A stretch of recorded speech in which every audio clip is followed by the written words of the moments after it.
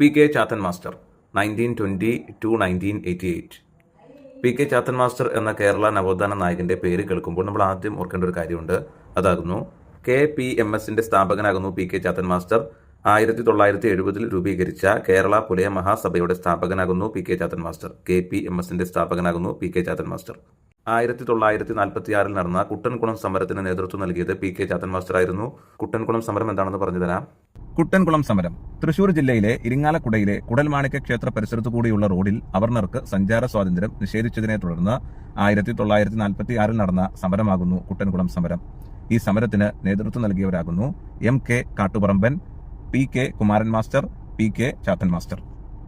അതുപോലെ EMS മന്ത്രിസഭയിലെ ആദ്യത്തെ തദ്ദേശ സ്വയംഭരണ വകുപ്പ് മന്ത്രി കൂടിയായിരുന്നു P K Chathan master. P K Chathan master 1954 തിരുകൊച്ചിയിലെ നിയമസഭാ അംഗമാവുകയും പിന്നീട് EMS മന്ത്രിസഭയിലെ ആദ്യത്തെ തദ്ദേശ സ്വയംഭരണ വകുപ്പ് മന്ത്രിയാവുകയും ചെയ്തിട്ടുണ്ട്.